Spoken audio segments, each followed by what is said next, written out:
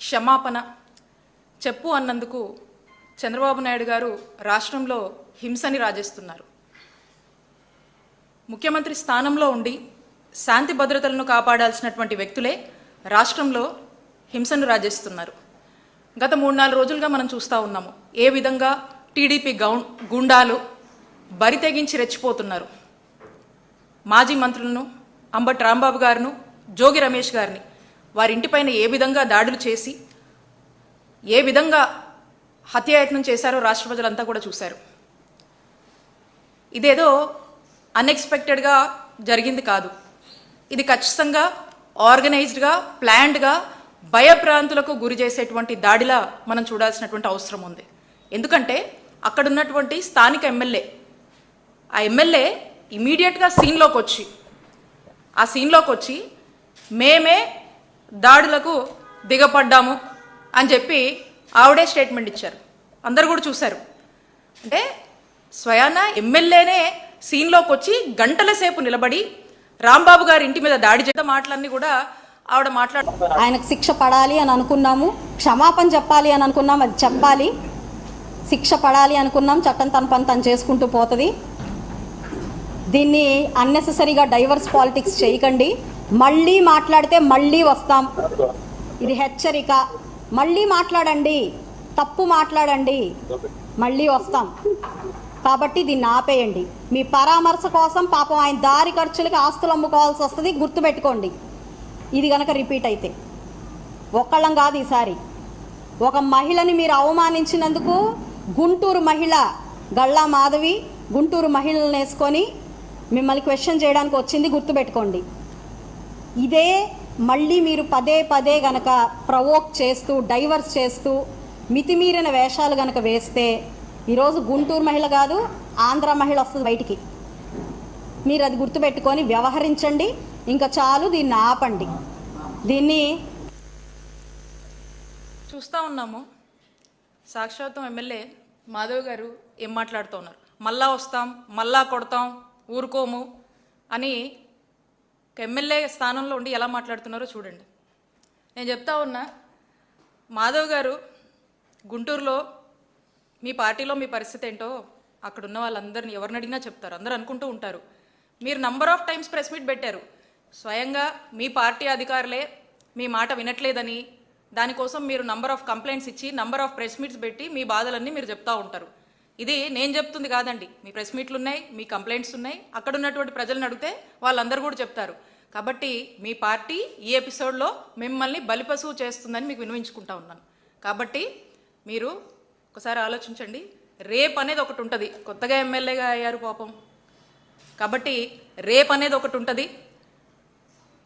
ఆ రేప్ అనేది గుర్తుపెట్టుకొని దాని తగ్గట్టుగా మీరు ఉంటే బాగుంటుంది అని చెప్పి కోరుతా ఉన్నాను. కాబట్టి ఇంత ఆవేశము ఈ విధంగా ముందుకు వెళ్ళడం అనేది రాష్ట్ర ప్రజలందరూ కూడా చూస్తున్నారు, ప్రజలన్నీ కూడా గుర్తుపెట్టుకుంటారని తెలియజేస్తూ ఉన్నాను. ఈవిడిలా అయితే ఇక అక్కడ కేంద్ర సహాయ మంత్రి ఆయన ఈ దాడి జరిగేటువంటి కొన్ని గంటల ముందు ఏం మాట్లాడారు ఒకసారి చూద్దాం. పెమ్మసాని గారు, ఈ రోజు నుంచి మీకు నిజమైన సినిమా ఏంటో త్వరలో చూస్తారు. మీకు 24 గంటల్లో మీకు ఎలా ఉంటుందో తెలుస్తుంది. ఈ రోజు నుంచి మీకు నిజమైన సినిమా ఏంటో త్వరలో చూస్తారు. మీకు 24 గంటల్లో మీకు ఎలా ఉంటుందో తెలుస్తుంది. మనం చూసాము పెమ్మసాని గారు ఏం మాట్లాడుతూ ఉన్నారు.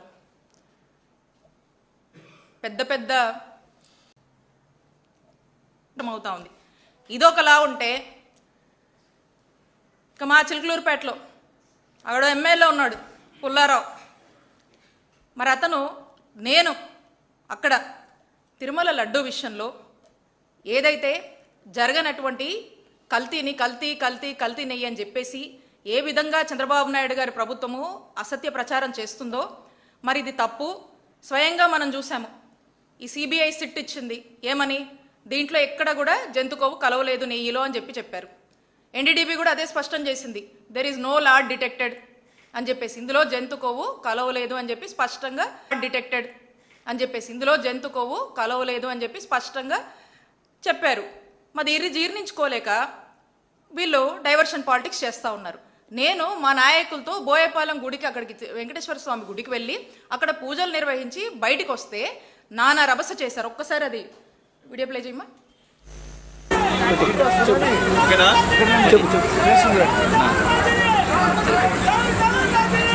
చెప్పనా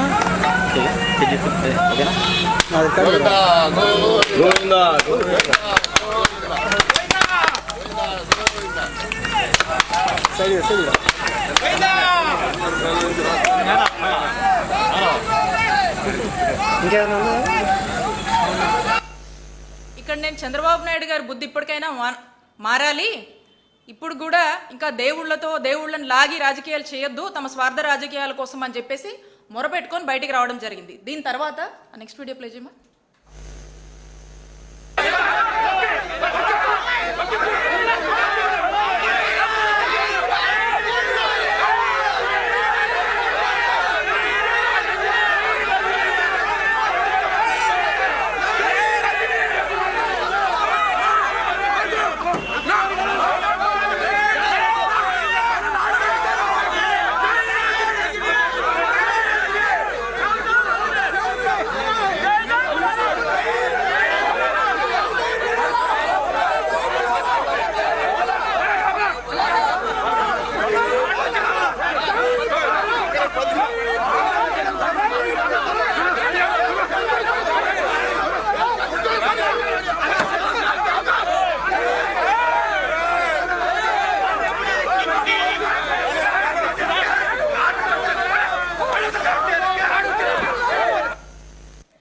ఇక్కడ మీరు చూశారు ఏ విధంగా వందల మంది వచ్చి మా పార్టీకి నాకు వ్యతిరేకంగా స్లోగన్స్ ఇస్తూ నా కారు మీద పడి ఏ విధంగా దాడి చేస్తున్నారో మీరు ఈ విజువల్స్ అన్నింటిలో చూస్తున్నారు.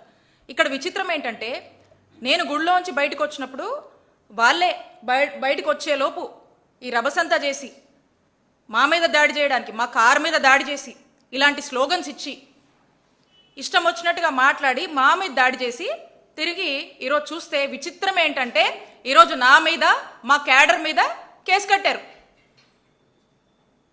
ఈ కేసు గురించి కూడా చెప్తాను మీకు. ఈ కంప్లైంట్లో ఏం రాస్తుందంటే మేమంట గుడికి వెళ్ళి అక్కడంట బయట నేను కుల మత వర్గాలు గురించి రెచ్చగొట్టే విధంగా నేను మాట్లాడానని చెప్పి కంప్లైంట్లో పెట్టారు. నేనంటే కుల మతాలు వర్గాల గురించి ఏదో రెచ్చగొట్టినట్టుగా మాట్లాడానని, ఆ తర్వాత మీకు ఇక్కడ ఏం పనని వచ్చిన వాళ్ళతో నేను గొడవపడి వాళ్ళని చేతులతో నెట్టి కర్రలతో కొట్టానంట.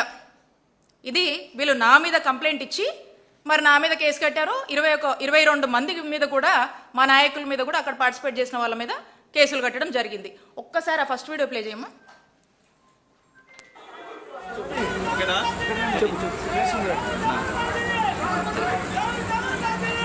చెప్పనా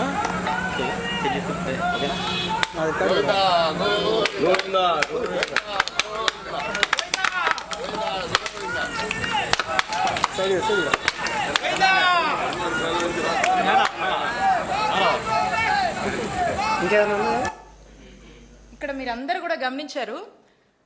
మేమంతా గోవిందా గోవిందా అని చెప్పేసి చంద్రబాబు నాయుడు గారికి మంచి బుద్ధి ప్రసాదించాలి అని చెప్పి మొక్కుతూ కొబ్బరికాయలు కొడతా ఉంటే అప్పటికే బయట